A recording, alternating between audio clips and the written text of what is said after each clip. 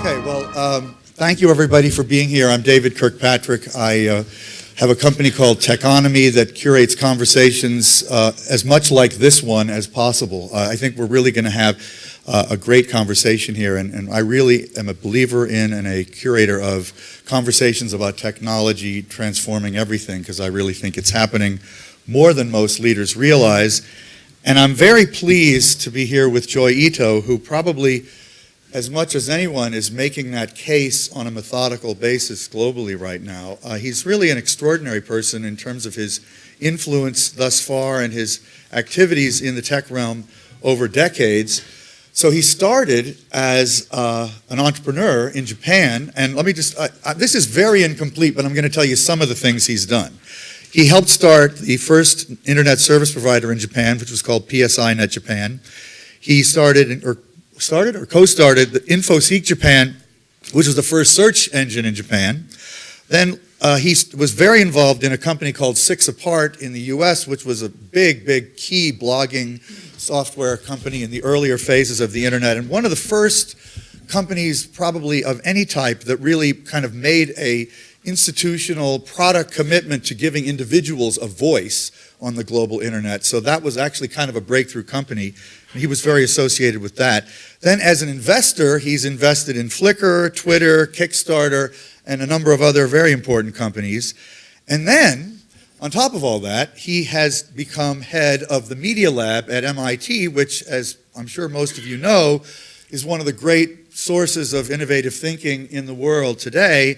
And it was especially noteworthy when he got that job running a major research institution at one of the world's leading academic centers, because he doesn't even have an undergraduate college degree. Is that correct? Not to mention he doesn't have a graduate degree. He doesn't even have an undergraduate degree. So anyway, he also has a new book out that he's co-written called Whiplash, which I'm just going to read a few thoughts out of it before I go to start asking him things. And some of these will result in questions later, possibly. But when I was reading it on Audible, I was just scribbling away at some of the things that jump out. In the first couple chapters of the book, there's a few phrases that are just really memorable. One is that he says, Moore's law plus the internet equals an explosive force in society. Not a shocking idea, but well said.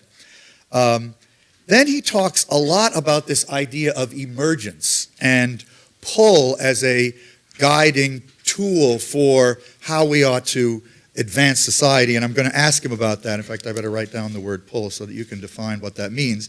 But a phrase that goes along with that is emergence over authority. He's not a believer in authority. He thinks people without college degrees should be able to run academic institutions. And then the other stuff that's really fun that we'll get into is he talks about that admitting what we don't know is one of the great assets of success in the modern economy, and that a key function that we have to learn is the willingness to be foolish and to look foolish, because otherwise we're never going to advance. So Joi. Thank you, David. Great. Thank you for giving me so much great stuff to say to introduce you. So when you talk about pull, which is one of the key things I know you're interested in now, and that the book really, I think, very emphatically and repeatedly tries to explain as a critical function of modern society, what do you mean and why is it so important? So first I want to credit John Hagel and John C. Brown, who had this great book called The Power of Pull. Yeah. And that's where I got my inspiration. But the idea is to pull things as you need them, rather than stocking and holding them. So this actually, you can trace it back to the early Japanese manufacturing, which is sort of just-in-time inventory. Instead of stocking a bunch of stuff that may run out of need, what you do is you sort of get all of the suppliers to give you the stuff just in time. But what happens on the internet and more in information systems is that the network allows you to pull ideas, pull resources as you need them. And so the problem is, like, if you learn a computer programming language that you don't use for 10 years, it's likely not to be the best programming language in 10 years. There's innovation that happens on the edges where your company touches the consumer or where the media touches the user. And instead of having a central R&D lab that focuses on something for 10 years and then sort of pushes it out out to the edges, what you do is you pull the innovation from the edges. And this is, whether you're talking about Google 20% time, or and it's not a new idea. I mean, 3M's famous masking tape story about a field engineer figuring it out and then having that save the company through the depression is also an example of the power of the pull. So power pull is less command and control and a lot more sort of pulling things from the edges. But another key component that's absolutely central to the idea that pull works is, and you are such a deep believer in this, that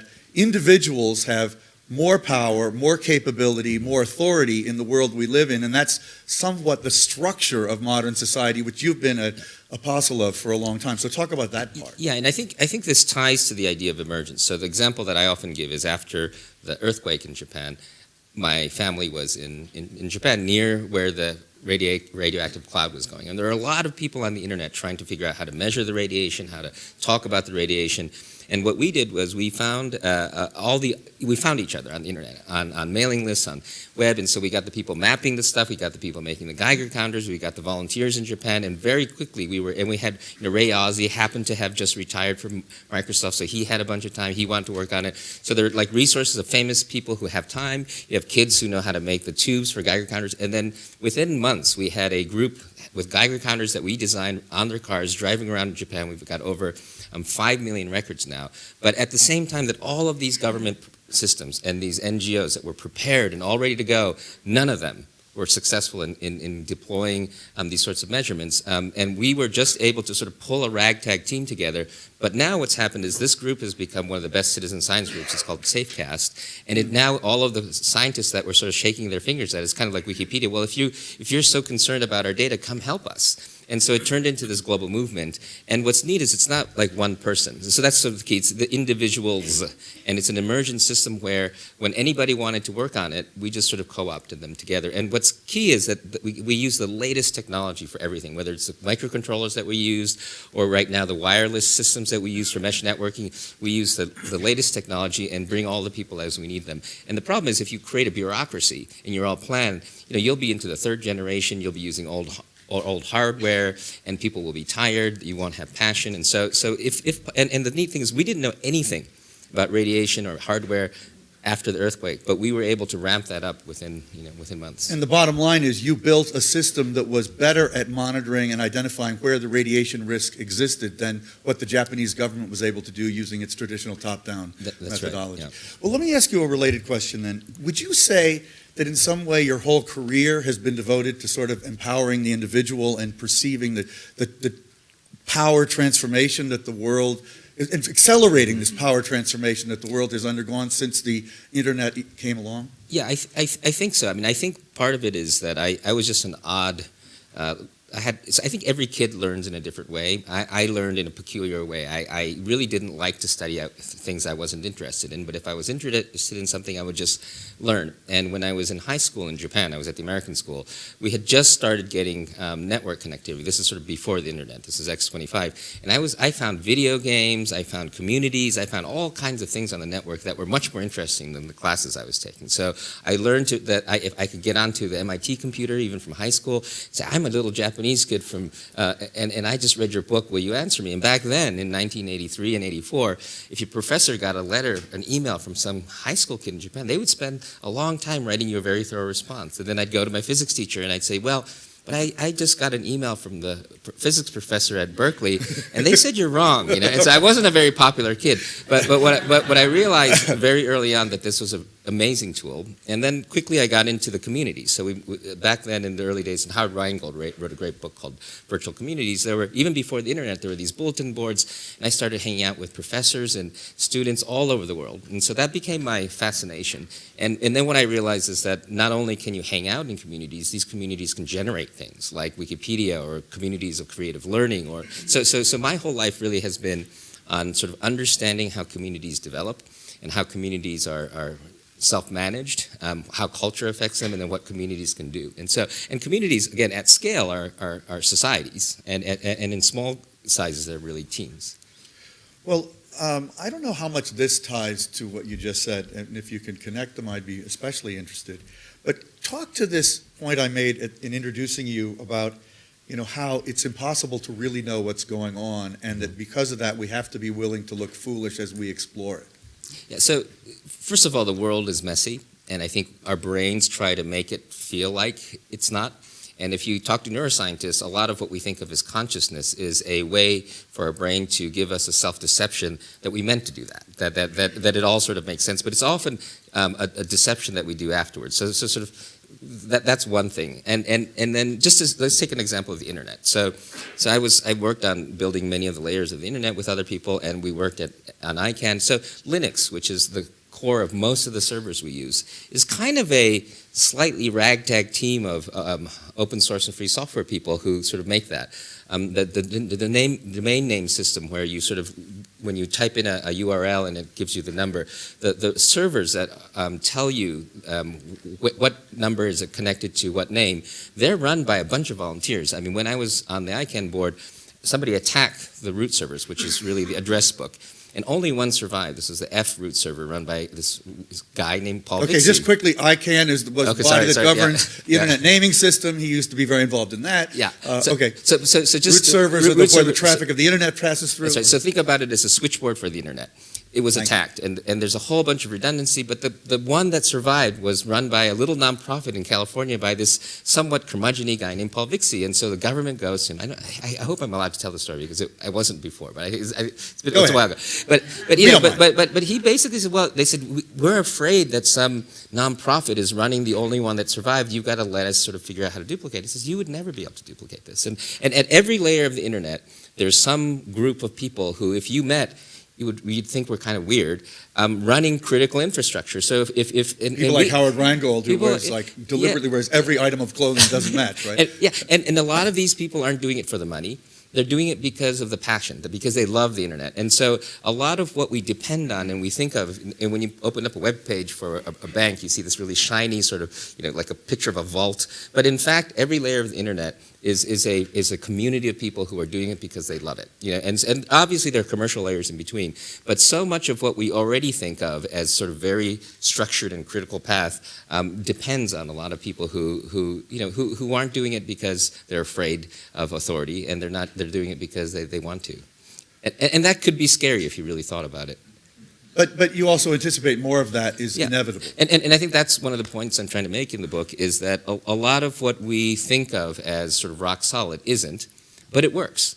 And it actually works better than if you tried to make them rock solid. That was sort of my resilience over strength. You sort of have to assume failure. So the internet is designed by design is a system so that when it fails, it recovers very quickly, which is a much better way to design systems than assuming they won't fail. Well, when you look at the systems of authority in the world, which certainly are very evident here at Davos, and the leaders of the world tend to converge here, do you think that they tend to think they know what's going on more than they actually do? Yes. There's a famous joke where they say, everybody bullshits their boss about 10%, and then you go up and up and up, and by the time you get to the CEO, it's mostly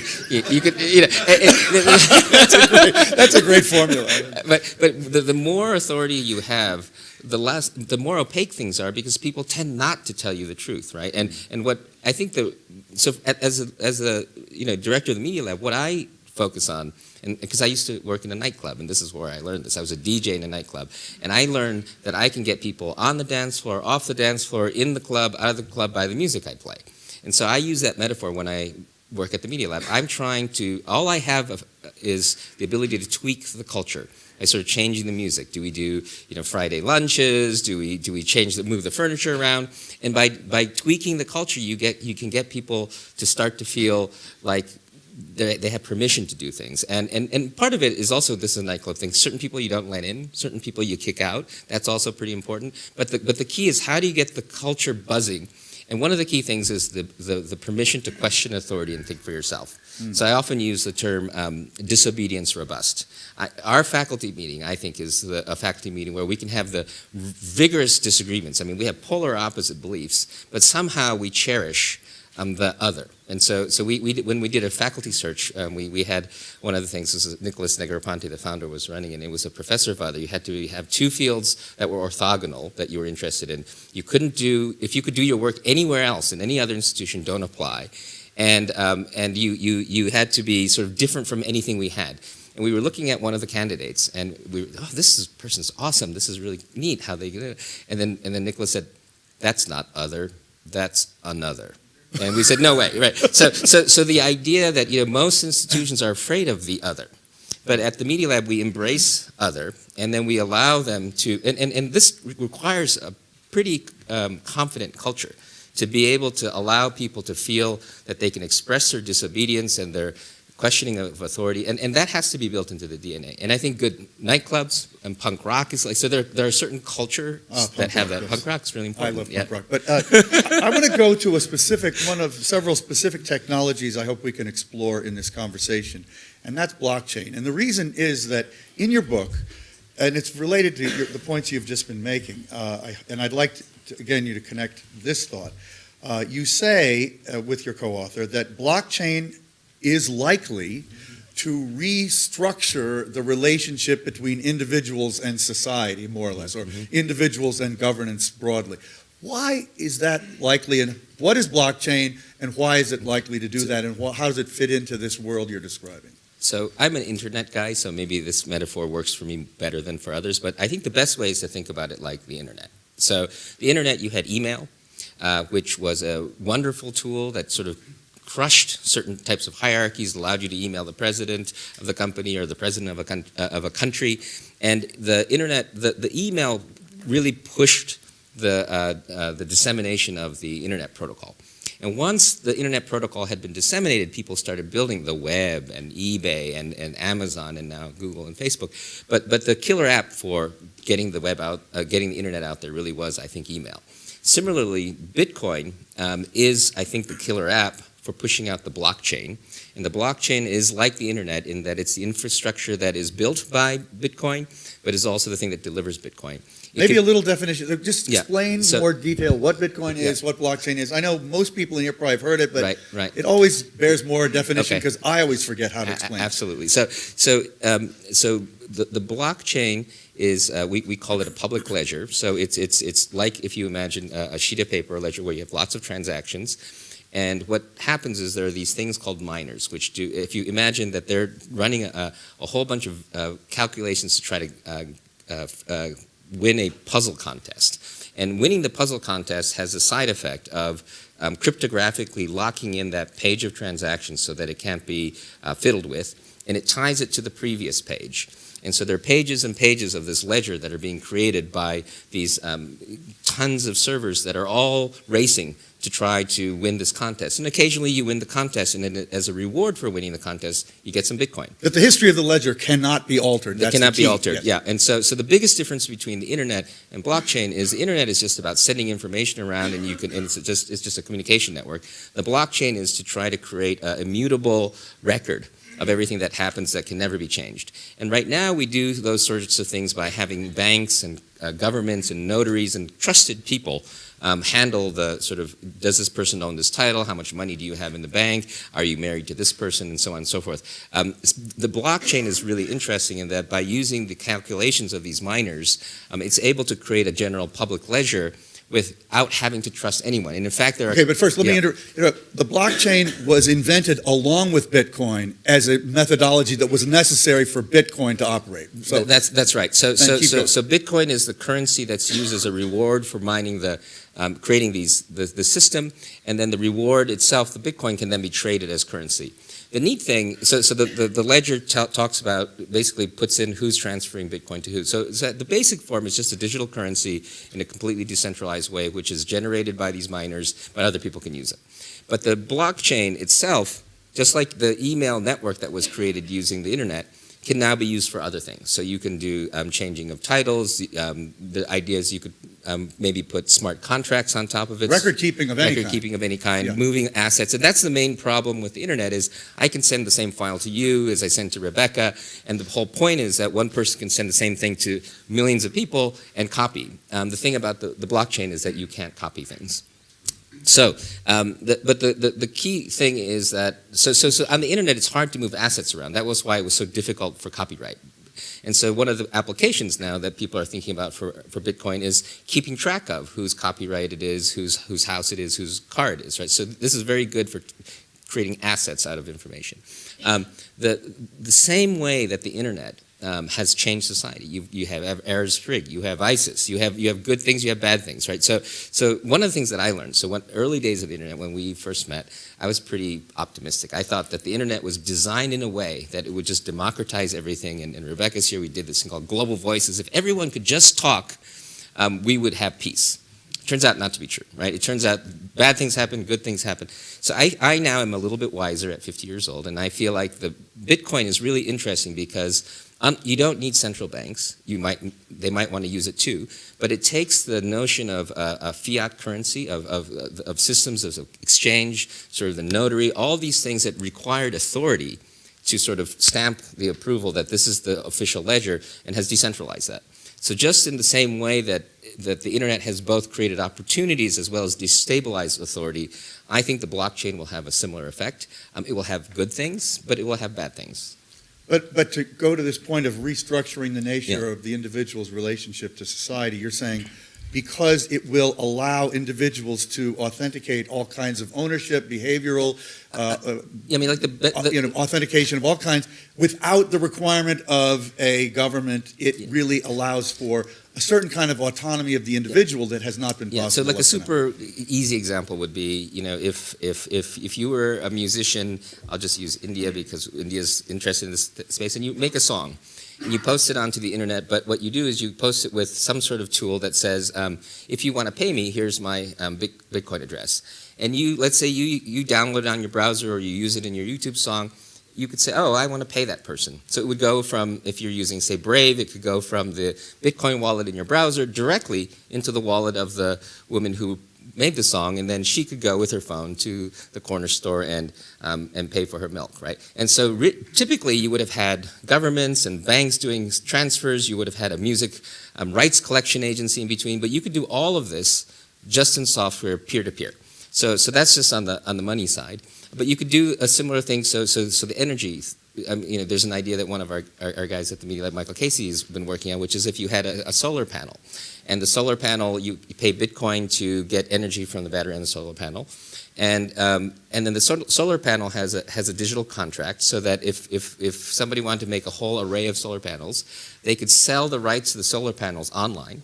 And you could buy a solar panel that was there, and then anybody who bought energy from the solar panel, you get money directly, and then you could buy and sell the rights to the solar panel on the market. So you could imagine a capital flow directly to India without a whole bunch of layers of finance and other people in between that could be sort of moved around. And you can do this with derivatives and all these other things. Now, obviously there are regulatory issues, what happens with scammers, so there's a whole governance layer that we haven't really figured out yet. But similarly to the internet, I think the U.S. was very successful when IR Magaziner and others sort of let the internet go without too much regulation at the beginning. So you allowed a lot of interesting ideas to pop up. And after the ideas popped up and we sort of saw what the lay of the land was, then the regulators came in and said, okay, well, let's do this. Let's think about net neutrality.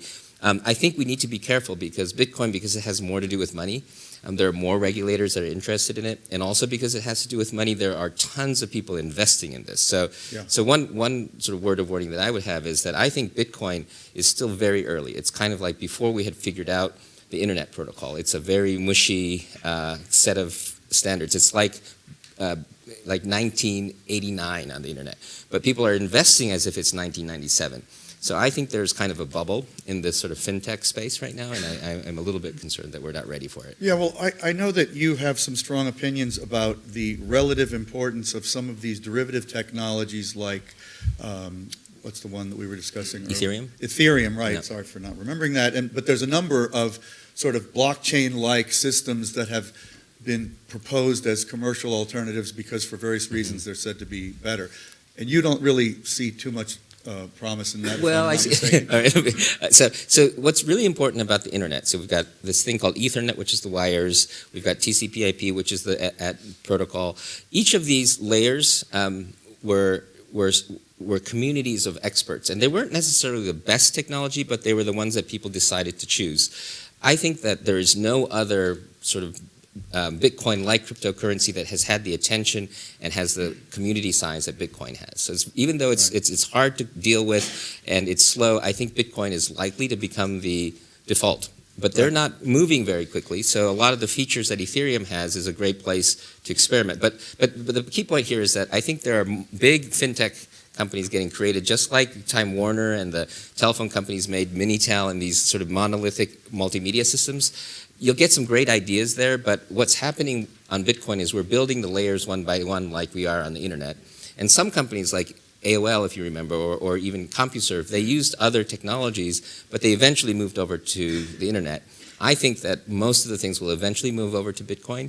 And I think Ethereum might survive as a thing, but I think that the majority of the people who are really, really well-versed in this are working on the Bitcoin core. But it is clear that you believe that for this world where empowerment at the bottom is so critical and pull is a managerial methodology we need to use, that Bitcoin and blockchain both are absolutely essential technologies we are going to use moving forward.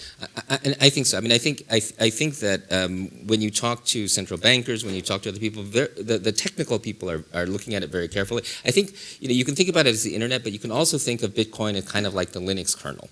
And the Linux kernel is made by a bunch of free open source software people, but it's used in so many different things. So if you think about Bitcoin becoming the engine that a central bank could use to issue its own fiat currency, I think that's definitely a possibility. Okay, good. I want to try to pull a bunch of ideas together here. We've only got a relatively few minutes left, sadly.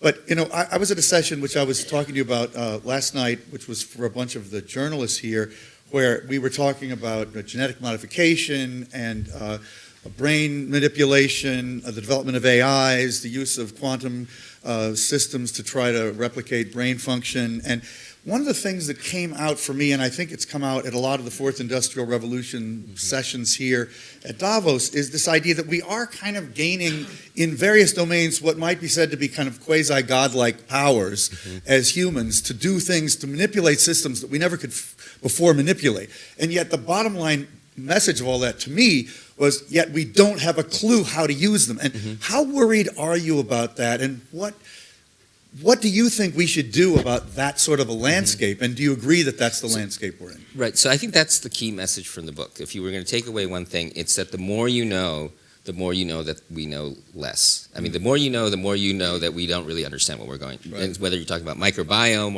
or the relationship between quantum and bio and stuff like that. So you have to become extremely humble.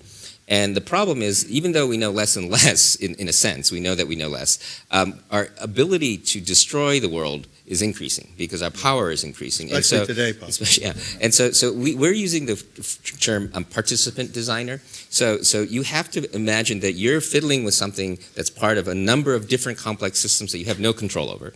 You have to be responsible as a scientist or a policymaker about what you do, but you can't control it. It's like with AI. It's like giving birth to a child. So you're responsible for the child, not legally maybe in all cases, but it's your child. You better take care of it. And if you're a scientist, you should worry about how it affects the microbiome, how it affects the climate, not just on that specific place where you think that you're responsible. You should be responsible for everything. And then the idea that you have an objective view, like a scientist is looking at, the phrase that we like to use is, you're not stuck in traffic, you are traffic. Right. And so imagine what it feels like to be designing something where you're also a participant, and it's about you as much as everybody else, and really focus on yourself. Try to get the thing that so on the internet, we used to say, David Weinberger said, it's small pieces loosely joined. And when I invested in Twitter, a lot of people, that's not a company, that's just a feature. It's not even a product. But the great thing about the internet was all of the great companies figured out how to connect to each other, being agile and nimble, being responsible for their own thing, but also connecting to the system. And so I think it's systems thinking, it's humility, it's the idea that you're responsible for everything. And this gets totally to the topic of Davos this year, which is responsible and responsive. That's the way scientists have to be, product designers have to be, but you also have to throw in a big dose of humility. Okay, but another word that's thrown around a lot in regard to this stuff is governance, and it's often said we don't really have much, if any.